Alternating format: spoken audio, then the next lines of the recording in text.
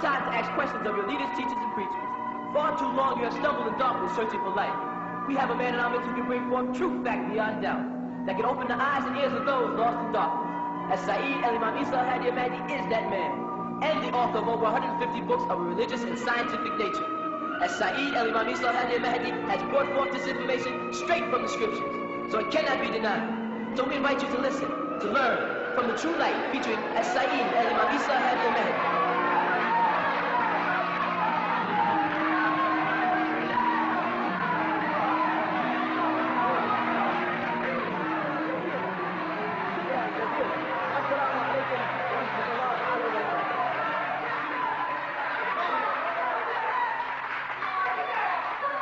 نشهد أن لا إله إلا الله وحده لا شريك له الحمد لله رب العالمين الحمد لله الوالي الكريم وصلى الله على أنبياء أجمعين والمسيح والمهدي والمجدد لمن مرسلين. Are we not the bearers of witness that nothing would exist if Allah didn't create it?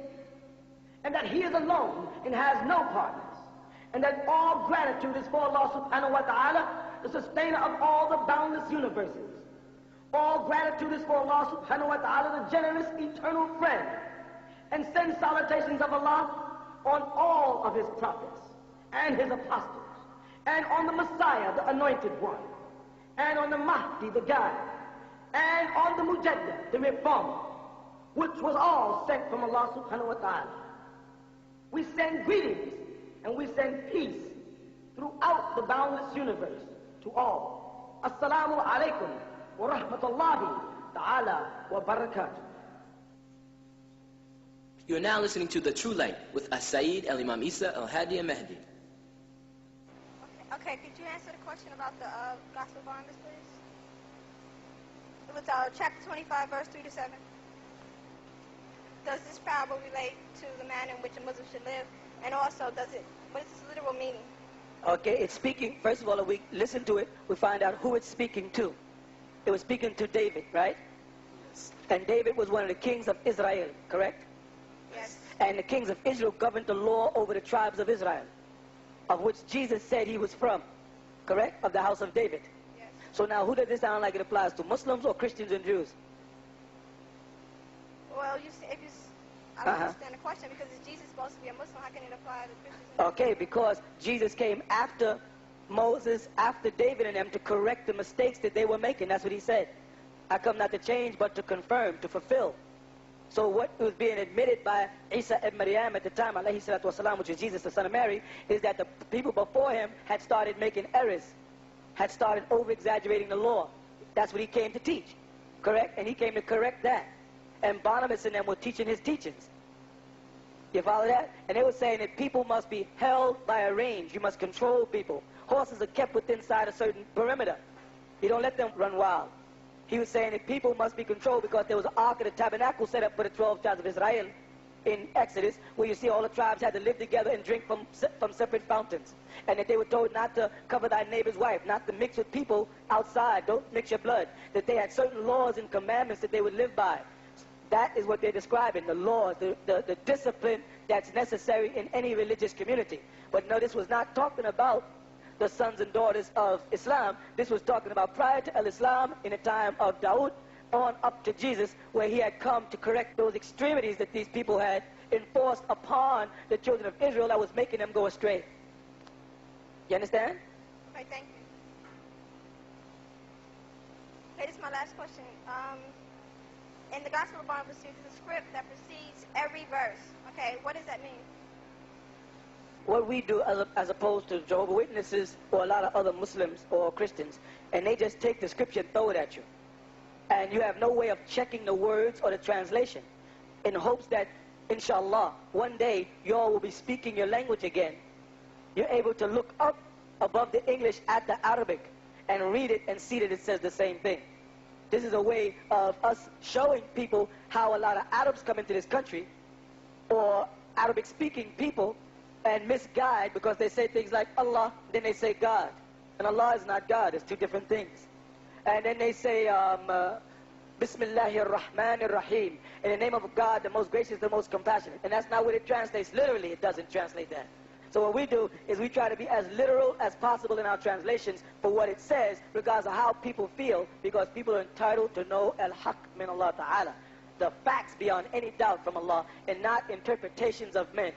That is why people are confused, because they keep getting human beings' interpretations and not quotes. If you read our books, you see that after everything we say, we put a quote to back it. We go to the Bible, the Old Testament, the New Testament, the Suhufin, everything to back it by Scripture. Most Muslims, if you read their literature, everything is backed by Hadith, Hadith, Hadith, Hadith. Hadith will not get you into Jannah. Hadith can get you into Jahannam, meaning Hadith cannot get you into paradise, but it can surely get you into hell. But if you read this Quran, min Allah Ta'ala, an-nur al-ard, wa-samawati, the light of the heavens and the earth is the Quran. If you live by it, you will make paradise. You cannot live by Bukhari and Shafi and Hamli and Maliki, because they were not sent from Allah. They were companions or friends or associates or people informed by people who was with Rasulullah sallallahu alaihi wasallam. But they were not from Allah. So hadith is not divinely inspired like the Quran is. And to match hadith with Quran is a sin, a great sin. In the name of Allah, the most merciful, the compassionate, and by the will of Allah, I'd like to ask. You said that Allah is not God, right? The Quran says Allah, and the Bible says God. So now I am... Okay, let me explain. If you read an English translation of the Quran by Yusuf Ali, okay, he says God too. You understand? The point is that Muslims are being exposed when you get these Qurans from Pakistan. They have Arabic on one side and English on the other. But whenever you get a Bible, you don't get it with Arabic on one side and English on the other, where they are available also. And if you read the Bible in Arabic, you'd see that they use Allah. They don't use God. And we as Muslims know that when Allah says, Huwa alladhi la ilaha illa huwa, He's trying to enforce a statement. Allah, la ilaha illa huwa, the Quran says, Ayat al-Kursi. Ashhadu la ilaha illa huwa. Huwa alladhi la ilaha illa huwa ar-Rahman ar-Rahim al-Malik al-Qudus as-Salam. He's trying to enforce something for us. He's trying to tell us His name is Allah. When we even say Bismillahir Rahmanir Rahim, what we're really saying is Ismi, by way of the name Allah, who is Ar-Rahman Ar-Rahim. But they translate it in the name of Allah instead of Ba Ismi, not Fi Ismi, not Ma Ismi, not Inda Ismi, but Ba Ismi, by way. In the Arabic language, for instance, if you take the word qalam, pen, and you're going to make the statement that I write with the pen, the word for with in the sense of using is be. Aktab bil kalam. I write by way of a pen. I don't never say aktab ma kalam. Ma is to accompany someone. Ali, huwa ma Rasulullah. Ali, he's with the apostle of Allah. Anda is possession of. If I said Andy Burtagan, I have an orange with me. You follow? But in the language of Arabic, we use the beh with a kasra to say by way of something. Ana aktab, I write bil kalam, with the pen, using this pen. So when Allah subhanahu wa ta'ala chose this with a tasmiyah, Bismillah, He was trying to say by way of the name Allah, do you understand His attributes? Ar-Rahman, Ar-Rahim, Al-Malik, Al-Qudus, As-Salam, Al-Mu'minu, Al-Muhammad, etc., etc. So what happens to us here in America is you're being exposed to people who are translators from word to word. They're not translators for meaning. They don't know the essence of the Arabic language. So they say Allah means God, Rahman means merciful, Rahim means compassionate. And they go on. They say Bab means door. They say hijab means veil, etc., etc., etc. And this is not true. These are not translations by meaning. These are word comparisons. They're starting to compare words. Allah is alone. No partners has He. Allah wahdahu la sharika lahu. You follow what I'm saying? No partners has He. In Surah Al-Ikhlas of the Quran, Allah has given us a very serious lesson when He says, Bismillahir Rahmanir Rahim, Kul. He's talking to somebody here when He says Kul. He's saying Kul. Now who is Allah subhanahu wa ta'ala talking to? he's talking to Muhammad Rasulullah, because he's ordering him. Because kul is the order tense of to proclaim or to make a statement or to say this. Kul Muhammad, huwa Allahu. Kul huwa Allahu. This is what Muslims overlook. That's a very important statement. Kul huwa Allahu. Before we even say ahad, just to get past that, kul huwa. Say Muhammad, the huwa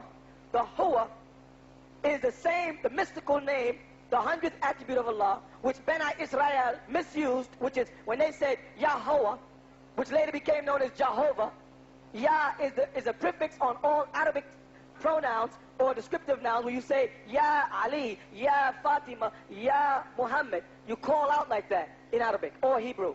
So when Israel was saying Yahweh, which later got mistranslated into Jehovah, they was really referring to Allah subhanahu wa ta'ala, but did not want to misuse his name in the presence of the kafirun, those people who would blaspheme Allah's name. So they would just say huwa, he sent me, he is who he is. So Musa alayhi salatu wasalam asked Allah ta'ala on the mountain of Tur, he said, who should I say is sending me? Who should I say when they say sent, arsala, who has made me an apostle is what he really said, sent, rasul. Who should I say is made me this apostle so that they believe me? He said, I am who I am. You see that?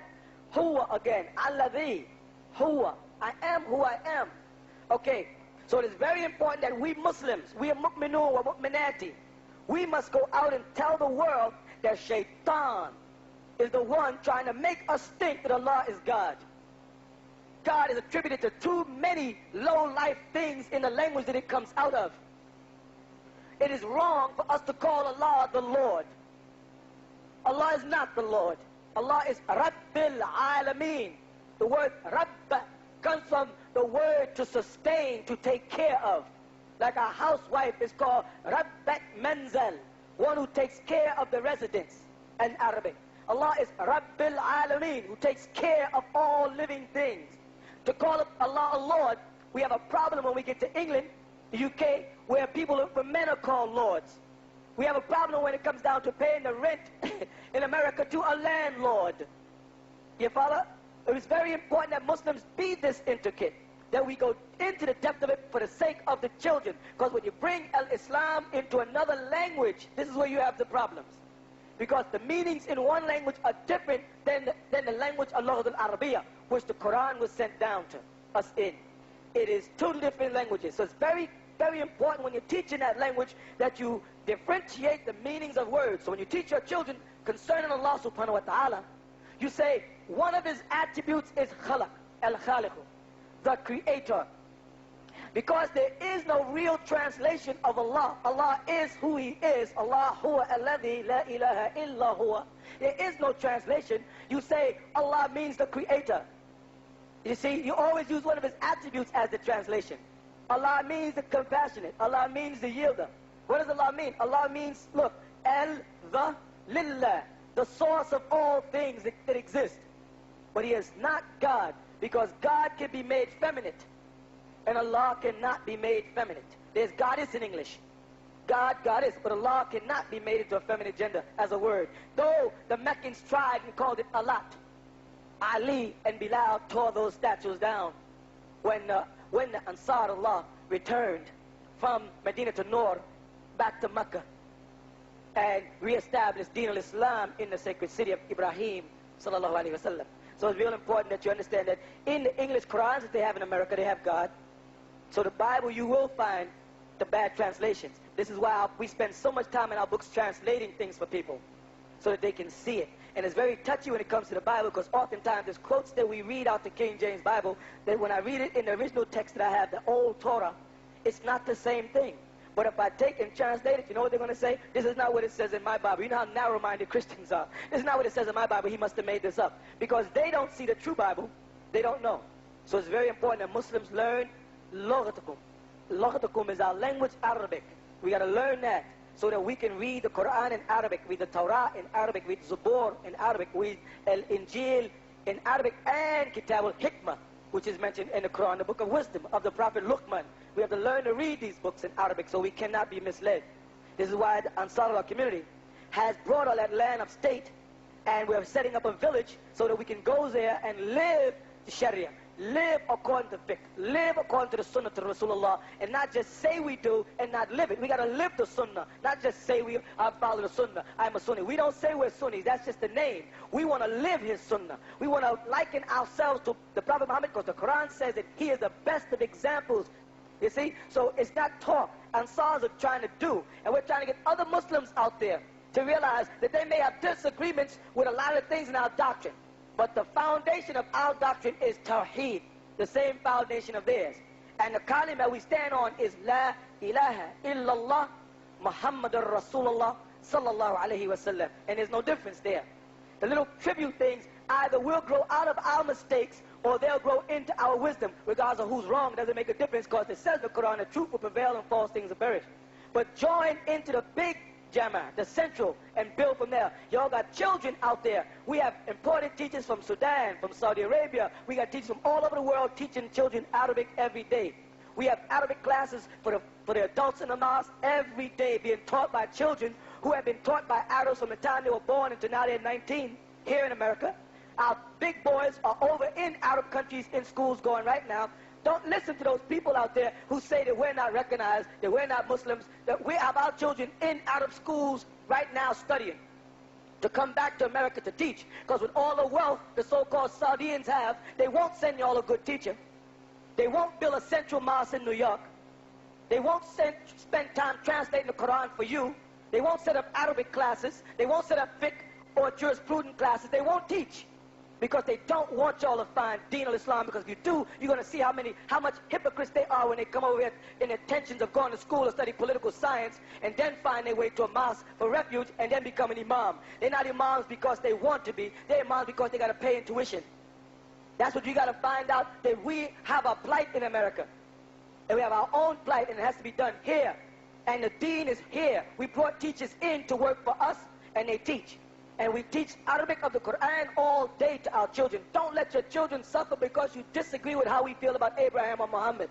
Get them into the Quran and the Sunnah to Rasulullah now. And most of these imams out there, or a'imah, they don't know Arabic. They can't read it fluently. They play around with the language. They don't know it. And they're misusing people. And time is running out on us. So we have to get out of the city, get up on our own land, and live al-Islam until Yawm al-Akhir. It's not about trying to overthrow the white man. The heck with the white man, the black man, the green man, the purple man, the red man, the gray man. We got to get into living Islam and take out the heart that's in your body and throw it on the floor and replace it with the Quran. And make it your heart. And make it your eyes, make it your mouth, make it your ears. Hear things by way of Al-Quran. Don't hear by nothing else. When a person is talking, say, where in the Quran does it say that? You know? Love by way of the Quran. Love people who live in the Quran. When they speak, it's Quran. See by way of the Quran. Smell, it tells us the scents we should surround ourselves in, the colors we should wear. It tells us what to eat, how to walk, who to talk to and who not to talk to. It tells us don't make friends with Christians and Jews. We as Muslims have to stop playing and come together for our children. The children of the light. They are the future. إِذَا جَاءَ نَصْرُ اللَّهِ وَالْفَتْحُ وَرَأَيْتَ النَّاسِ يَدْخُلُونَ فِي الدِّينِ اللَّهِ أَفْوَاجًا فَسَبِّحْ بِحَمْدِ رَبِّكَ وَاسْتَغْفِرْهُ إِنَّهُ كَانَ تَوَّابًا. يَدْخُلُونَ فِي الدِّينِ اللَّهِ. يَدْخُلُونَ, it says in that verse, they enter into the Deen of Allah. They don't say enter the Deen al-Islam. It says يَدْخُلُونَ فِي الدِّينِ اللَّهِ أَفْوَاجًا, in groups. We have a concern for the future of our children today. We got to stop playing and go move forward. Teach them Allah. Don't teach them God, because then they're going to be caught up on Christmas and Halloween and Michael Jackson and Prince and a bunch of other freaks that nature is producing now just to take us off Sabil Allah. Take us away from the Sunnah to Rasulullah and make us feel guilty about being Muslims and make us feel out of place. So we got to live together. You walk through this neighborhood with a veil on, dressed in your Sunnah, you're not out of place. But if you walk down Fulton Street, you are. So therefore, like Rasulullah, we got to set up our own Medina and get ourselves strong in one place first. So we got to come together and live for other bodies, like Sheikh Dawood of State Street used to constantly teach everybody. which they wouldn't listen to him. They listened to any Pakistan that fell out the sky, but they wouldn't listen to a man who already established a Jama'ah here. To live for, of, and by each other for our children. To live in the Sunnah, not just saying I'm Sunni, or I'm Shia, or I'm Ahmadiyya, but live the Sunnah to Rasulullah. Then you're in your deen.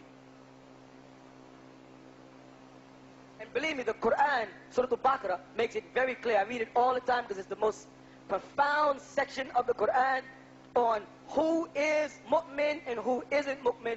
Right from Surah Al-Baqarah 1, you read it, and it's so clear. It separates all those who are with Allah from those who are not.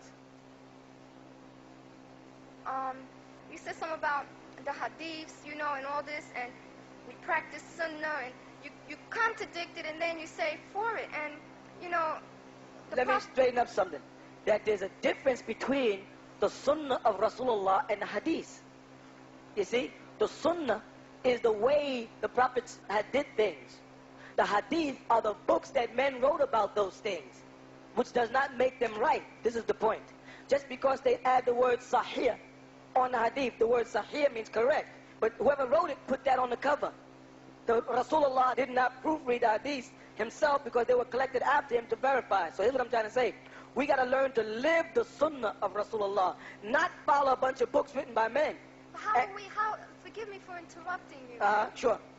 But how can we follow such a fabulous man and his followers, his wives, you know? How, if we don't read? You know? I'll show you right here. Open the Holy Quran to the 2nd chapter. This is the sunnah. I have it. I have it. Okay, now listen what happens. Alif, Lam, Mim.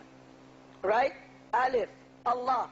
Lam, Laylatul Qadri. The night which Allah sent down the Quran, Mim, to Muhammad. This is what this science of this letter. Alif, Lam, Mim. Alif is Allah. Lam is Laylatul Qadri, the night of power. And Mim is Muhammad. Now here's what it says. ذَلِكَ الْكِتَابُ لَا رَيْبَ فِيهِ هُدًى لِلْمُتَّقِينَ. This scripture, there has no doubt in it, singular, in it. You see, فِي هُدًى لِلْمُتَّقِينَ. It is a guidance for those who have taqwa, fear, tremble at the mention of Allah, like you said. الَّذِينَ يُؤْمِنُونَ. You see this? الَّذِينَ يُؤْمِنُونَ بِالْغَيْبِ وَيُقِيمُونَ الصَّلَاةِ وَمِمَّا رَزَقْنَاهُمْ يُنْفِقُونَ. Who are these who have taqwa? It says, الَّذِينَ, those who يُؤْمِنُونَ, are faithful بِالْغَيْبِ, in things that they have not seen. Not faithful in books that they read. These people are faithful in things they have not seen.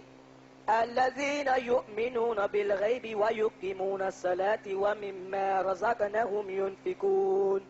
And what? Yuqimuna, they exalt people to get up.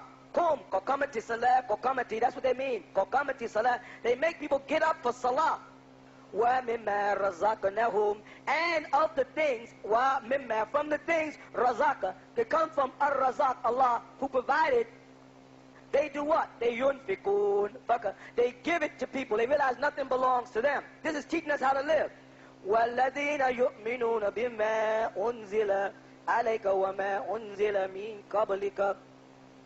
And what else about these people? وَالَّذِينَ, and these are those who يُؤْمِنُونَ, they are faithful or believe بِمَا, by way of, not in what, by way of. See that B again, like Bikalam?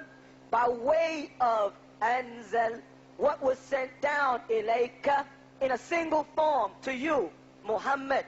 They're speaking to وَالَّذِينَ يُؤْمِنُونَ بِمَا أُنزِلَ عَلَيْكَ.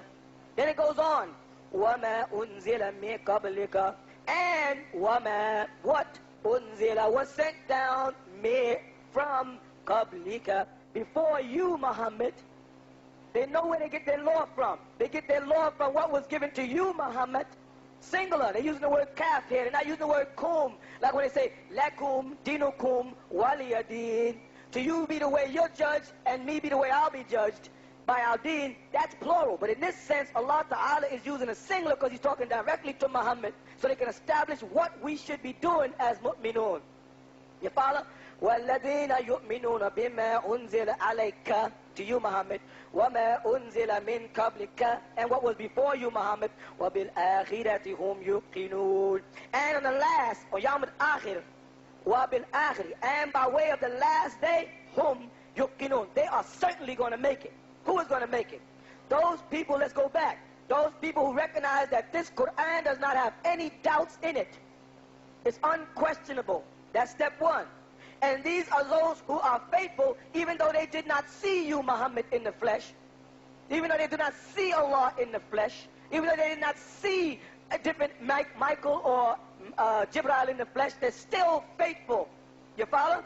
Then it says, and they're the ones who get people to come to worship. They propagate. They try to get people to worship Allah subhanahu wa ta'ala. They keep up their prayer. They enforce their prayer. And they try to get others to do it. And of all the things that they've got, they give. This is salat, this is zakat coming up. Of all the things that Allah has provided for them, they give it freely. They don't think of anything as theirs in this world. They realize they're just passing through this world on into Jannah. Okay? If that's talking about who they are, it goes on. And these people, they are the ones who believe in what was given to you, Al-Quran, Muhammad. And they believe in what was given before you. And this is where the problem between, let's say, Ansars and most Muslims have their problem. Because we go right to this quote and say, Allah does not make mistakes. He said, Muhammad, these people that's going to make it in paradise believe in what we gave to you, meaning the Quran, and they use the same words, no change. And the thing about it, they said, but the Torah was tampered with and the Injil was tampered with. Then why didn't Allah mention it right there? This was written after the Torah and the Injil. This was the time to mention it. Allah don't make mistakes. He would have said. However, the Torah and the Injil cannot be trusted like the Quran. He didn't say that. He just went on and said they believe in what we sent down to you, Muhammad, and what we sent down before you, Muhammad. What was before Muhammad? The Torah, the Injil, the Zabur, the Suhufin, Kitabul Hikmah. These are the writings that came before Muhammad. We don't make any. What does the Holy Quran chapter 2, verse 136 say? La nufarriq baina. We do not make any distinctions. You see that? Between them. We believe in Allah, in all of His books, in all of His apostles.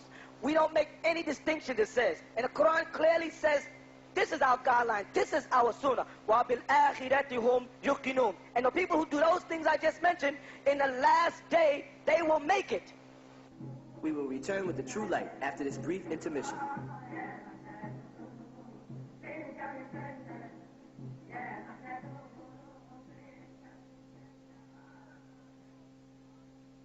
Now is the time to ask questions of your leaders, teachers, and preachers. Where did all the races of people come from? Why did John have to baptize Jesus at the Jordan? And why do the four Gospels contradict each other? The answer to these questions can be with only one man, As-Sa'id al-Imam Isa al-Hadi al-Mahdi, the man who has written over 150 books on such topics as, is there life on other planets? How were the pyramids built? What race was Adam and Eve? And was the Holy Quran made up by Muhammad, or was it a divine scripture sent from the Most High? And what is the difference between the spirit and the soul? The answer to these questions can be found in the most dynamic books in history, authored by As-Sa'id al-Imam Isa al-Hadi al-Mahdi. These books can be purchased at the original Tensakita at 719 Bushwick Avenue, Brooklyn, New York, 11221. Would you like to see the man behind the voice you hear teaching the total truth? He is there at the Hall of Knowledge located at 548 Hart Street, Brooklyn, New York. Every Saturday and Sunday at 1 p.m., the Nubian Islamic Hebrews would like to invite you to question and answer classes with As-Sa'id al-Imam Isa al-Hadi al-Mahdi. Come listen and learn. Hear the words of truth for yourself. Hear the answers to long-awaited questions. Also for your spiritual growth, an intricate design woven prayer rug designed by the hand of As-Sa'id al-Imam Isa al-Hadi al-Mahdi. Also available are prayer beads, incense, and oils. If you would like any further information on these items, contact the original Tents of Kedar, 719 Bushwick Avenue, Brooklyn, New York, 11221. And be sure to ask for a listing of the most dynamic books in history, authored by As-Sa'id al-Imam Isa al-Hadi al-Mahdi.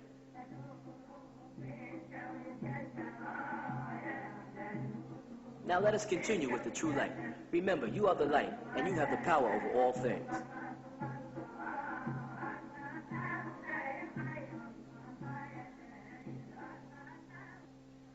Then it goes on to continue. It starts to tell us about another group of people. First, it tells you that these people are the ones who are أُولَٰئِكَ عَلَىٰ هُدًى مِّن رَّبِّهِمْ وَأُولَٰئِكَ هُمُ الْمُفْلِحُونَ. Ulaika, these are you, the singular. These are a group of people singled out amongst all humanity, ala hudan. They're on the hudan, right? On the guidance. If we go right back to the first verse, we see, ذَلِكَ الْكِتَابُ لَا رَيْبَ فِيهِ hudan. See that right there? These are those who are hudan lil muttaqin. Right there, the same word that pops up at the end of that verse, it comes right up here again. It says, أُولَٰئِكَ عَلَىٰ هُدًى مِّن رَّبِّهِمْ وَأُولَٰئِكَ هُمُ الْمُفْلِحُونَ. These are on the guidance from their sustainer, not Lord. Allah is the sustainer. He is Rabbil Alameen. He sustains every living thing in existence. And everything that's coming into existence, He knows about it before it comes into existence. He knows what we keep in our hearts and what we say out of our mouths. He knows when we're yelling, and He knows when we're whispering. He knows when we're crying. He knows when we laugh. Because He is Al-Alim. And we've got to establish the facts of Allah right from the Quran, not from any men. Men are misleading us. Right to His words. Ulaika humul muflihun. These are you, they are the what? Faliha. Those are the people that are certainly sure. Certain. They know who they are. Then it goes on. Inna alladhina kafaru aswahum alayhim. You see that? Surely there are those who are kafaru, who conceal, not disbelieve. Nothing disbelieves in Allah. Everything, even a kafir who says there is no God, has to believe that there is no God. In order to say that statement, there is no such thing as Allah. How can you say there is no such thing as something that doesn't exist? You couldn't conceive a thing to say it doesn't exist. So in order to say it doesn't exist, you have to believe that the thing that you say don't exist exists. They can't get around the presence of Allah subhanahu wa ta'ala. But it says, but there are those who seek to cover the truth.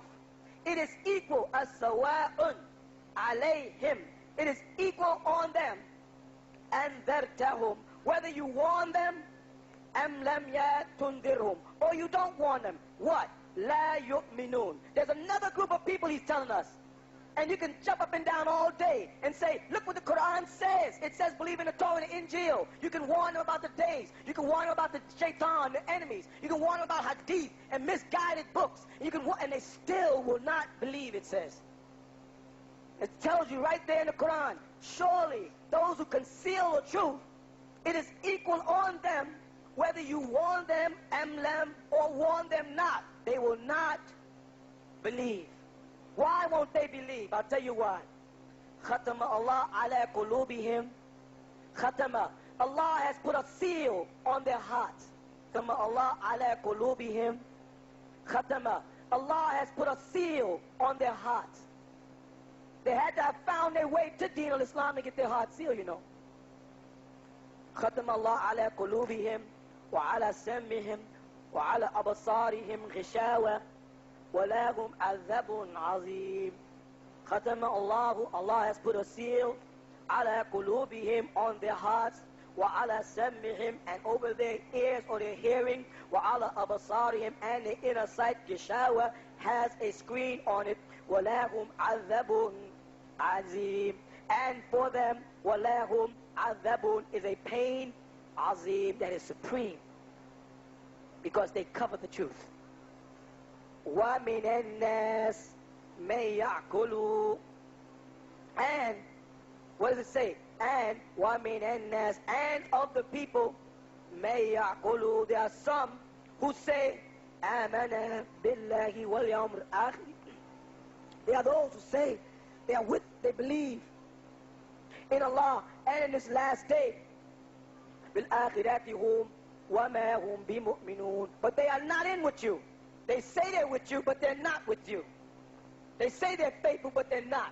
They're with you, then they go smoke reefer and light up cigarettes and go out and do things that are, which is against what Rasulullah taught. You got many Arabs, I know, travel all over the world. Arabs come to this country professing to be Muslims, and over there they're the biggest Kafirs you can think of. They don't do nothing Islamic. They come here and grow their beard. Over there they don't wear beards. They come here and put on a jalabi on Friday. Over there they're trying to dress like Americans. Travel around the world, you see them yourself. You know it.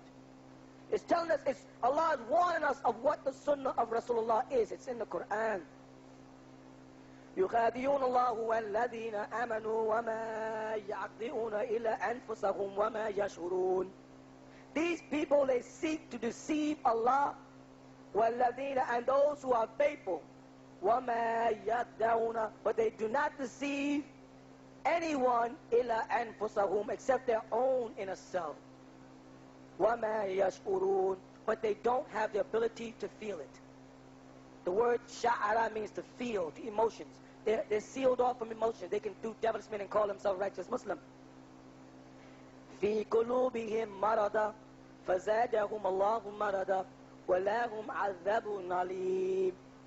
In their hearts is a marada, a sickness, a disease. فزادهم فزادت زاد فزاد. And so Allah, He adds on or increases. فزادهم الله مرضا, their disease. وَلَهُمْ عَذَابٌ عَلِيمٌ, and their pain is alim, it's an eternal aching. Why? Why they feel like? Here's why.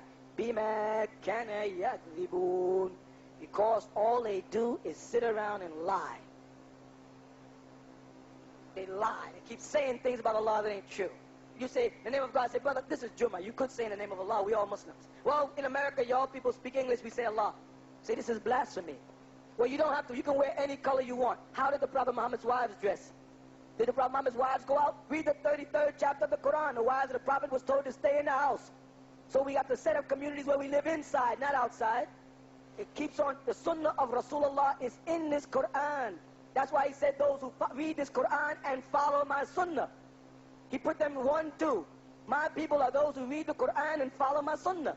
So you get the sunnah right out of the Quran, because they told us in the Quran to read the Torah and the Injil. And we know that circumcision came from the Torah. We know that our fasting came from the Torah. We know that our sacrifices came from the Torah. From Millah Ibrahim, mentioned in the Quran in the 2nd chapter, 130th verse. Anyone who tries to deny or forsake Abraham's religion, he is sufa. He makes a fool of himself. And Muhammad followed Abraham's religion, and we follow Muhammad sallallahu alaihi wasallam. And we follow his sunnah, which we find right in this Quran. It has no doubts or questions in it. We can learn fully how to live in the Quran. And what we miss in this text here, he said, is in the books before it, which I read earlier.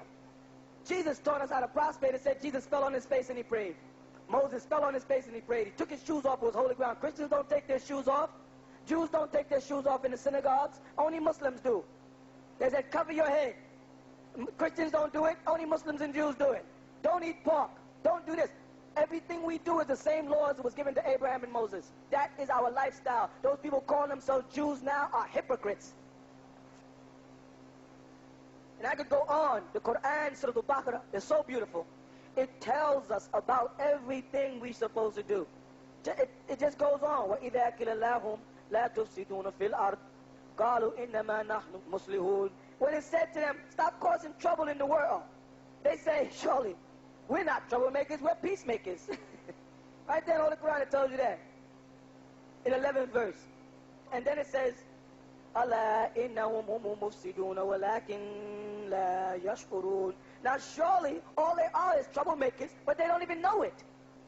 They go around the world, call themselves on tabligh, and spreading lies and misinterpreting Islam, but they don't even realize. They think they're teaching the truth.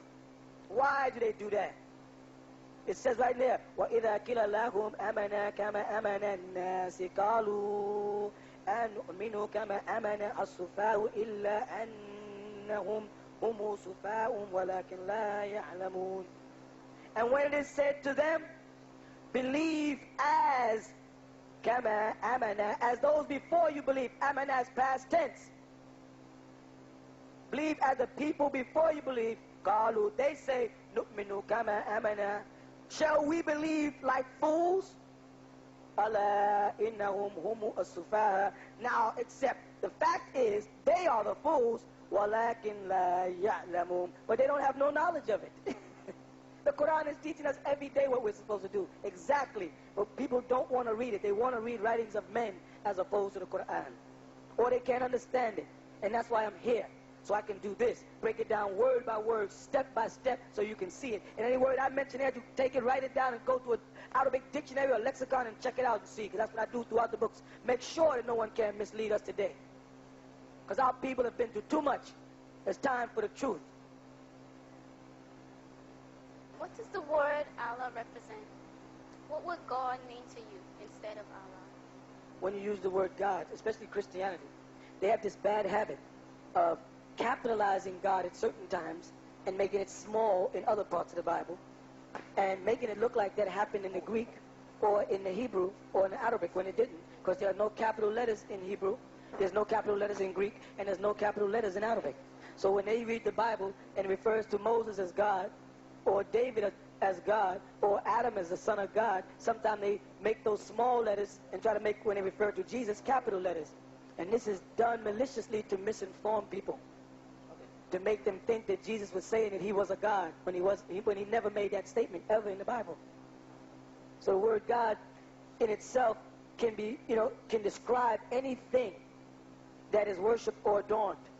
When we speak of Allah subhanahu wa ta'ala, we're describing the thing that brought about the spark, that brought about every living thing. You follow? So even when they say God, most of the time they mean Allah. That's another very important point. They mean to say Allah, but they just don't know that. You said that, which is very true, that, a woman's place is her home. Why are we here? We're all here among men. See, the difference is, you came like, let's say, Fatima or Habib or one of the other women of Rasulullah's time who came seeking him, seeking the truth too, to get questions and solve, things in your mind. That's not what I mean. A woman is not something a man uses. She's something created by Allah subhanahu wa ta'ala to protect and guide and nurture a man and her family. That is her job. A man's responsibility is to provide for his family physically and mentally, to make sure that they have means as well as proper spiritual guidance. Women have to find their way home, because a woman is not complete until she's in the arms of a man that cares for her and his family, as well as an environment that's providing for them. A woman, when she's not in that environment, cannot really function. When a woman's living in an apartment, receiving welfare, it's not the state of mind she belongs in. A woman is comfortable when she looks out a window and she sees crops growing, and she knows that her children will have provisions next year. When a man is out there and he's turning the soil, then she's in the house cooking the food, and the children are being taught by the mullah, being taught by the Maulana, the Quran. Then her nature is perfect. We're trying to get to that state, because the Christians live their life well in this country. They do all the devilishment that their doctrine says, so their women seem to be well organized and perfected. And the only thing that keeps the Muslim woman from being organized and perfected is the Muslim man is so full of jive. Bottom line, they're so full of mess that they're busy trying to get to Mecca so they can get Hajj on their name, or showing off and impressing each other instead of building for the woman and the daughters and the sons. So the thing is, no, I'm not saying feel shame about being out. I know you have to provide for yourself because you're in a strange land, a Western world. But what we're saying is we're providing a place for that, for Muslims to raise, where you and that daughter that lays right there on your shoulder sleep could be secure and protected and learn Islam and follow the Sunnah of the Prophet Muhammad according to this Quran. You follow what I'm saying? This is what you have to learn, that we have to come home and build together. No one can do it for us, and the Jew or the Christian is not going to help us. We have to do it ourselves. It's going to come from the labors of the men.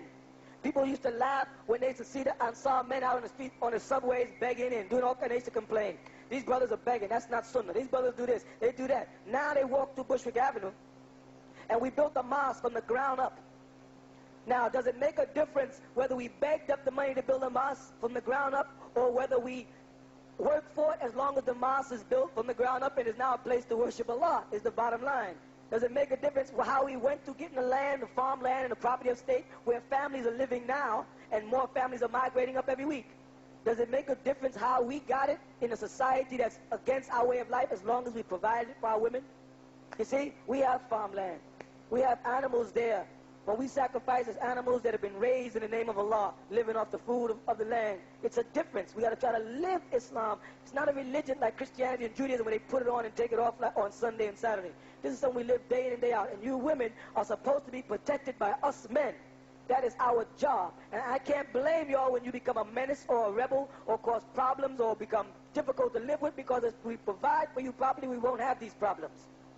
But if we provide a place and then you don't come, then that's not our fault. We have the place here. Your family should be here in a place that's practicing Islam the best way. I know you have to learn. Your doctrines are different, and you got to learn to study us and see how crazy we are, or if we're for real, or it's just. I understand that. It says the hearts of many shall be waxed cold in the latter day.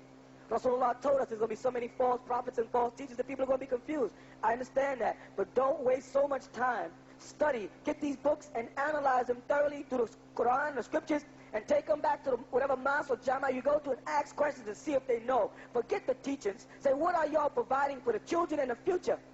What are y'all providing for us, our food, when this depression comes in? What are you going to provide? You see the weather's all out of whack. You haven't had a summer or winter this year. You see the seasons are gone. Crops are dying. The man told y'all just this year on television, there's droughts in the South. Remember this? Didn't I tell y'all last year there'll be droughts in the South and all the animals are going to die? I told y'all this before it happened. Now it's happening. Chickens are dying by the thousands. Cows are dying. Where do you think your poultry comes from? It goes to New York.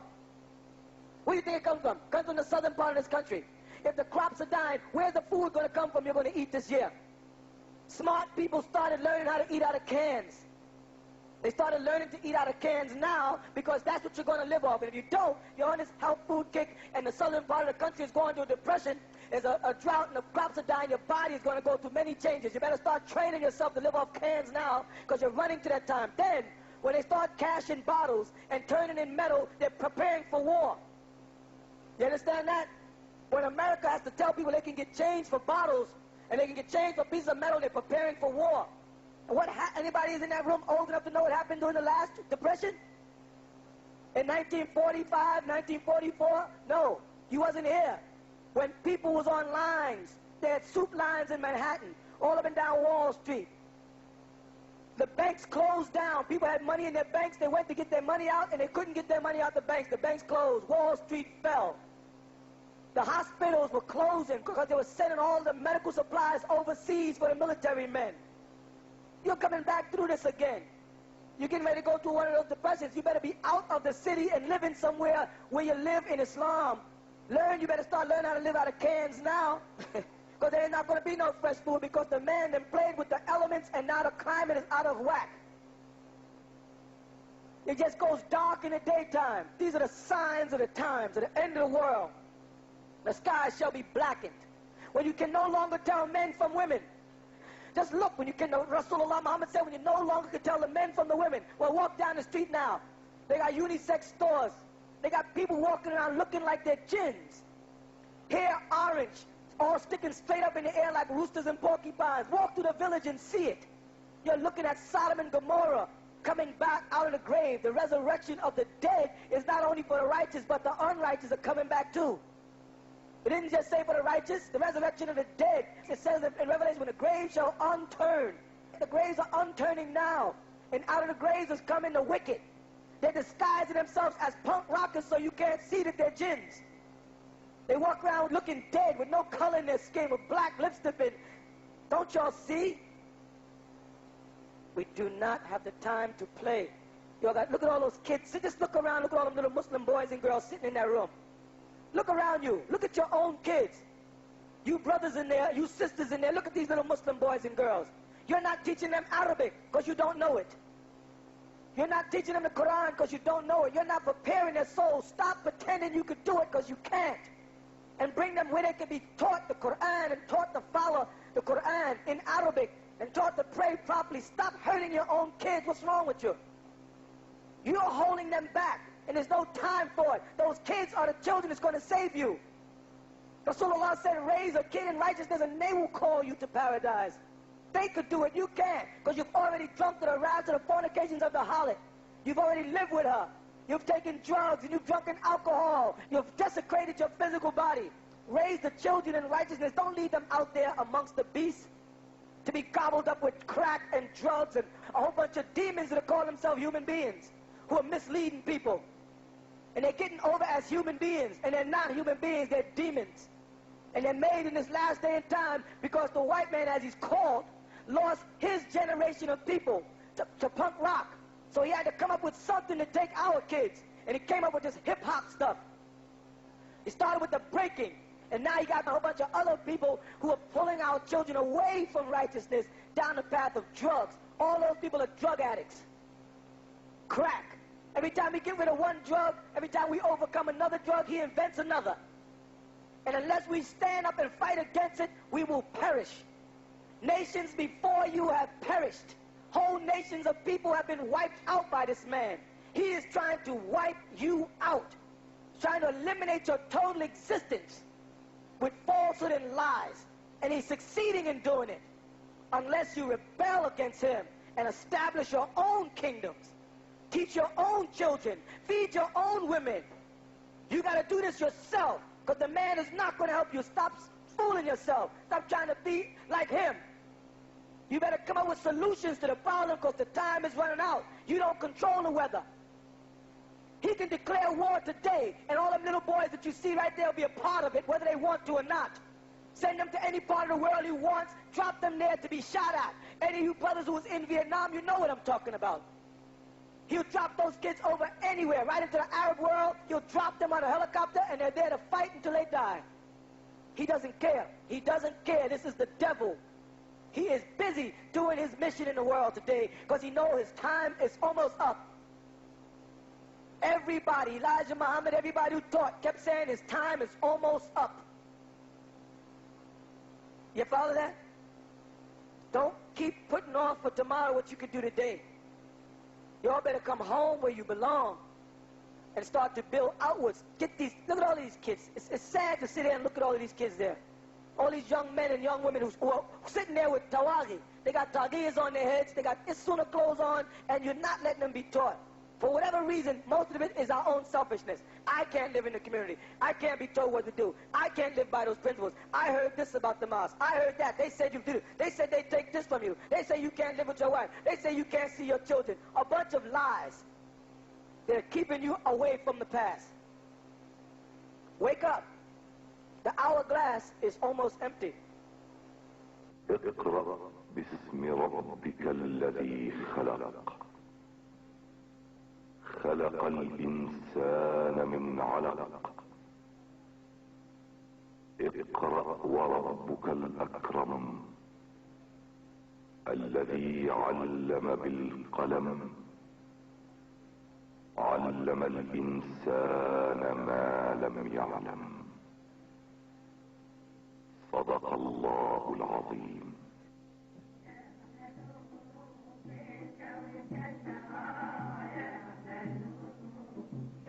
Those are verses 1 through 5 of Salatul Alaq from the Holy Quran chapter, Separation of Cells. Now the 96th, originally the first chapter revealed to the Prophet Muhammad, peace and blessings of Allah be upon him. Translation by As-Sa'id al-Imam Isa al-Hadi al-Mahdi. And it reads as follows: Begin all things with the illustrious names of Allah, the yield of the most merciful.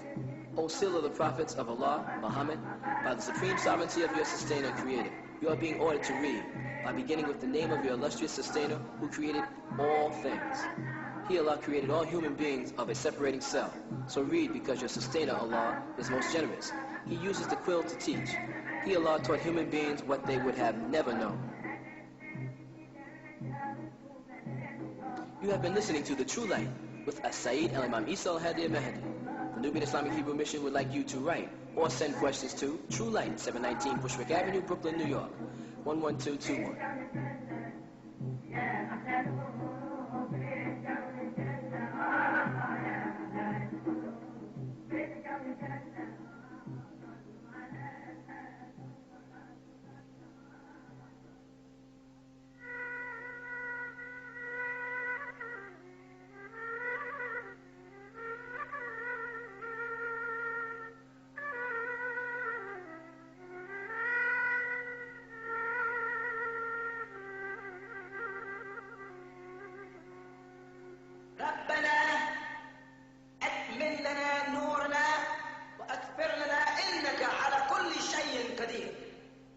This is from the 66th surah of the Holy Quran, the 8th verse, and reads, O Sustainer, complete for us our light, and forgive us, for surely you have the power over all things.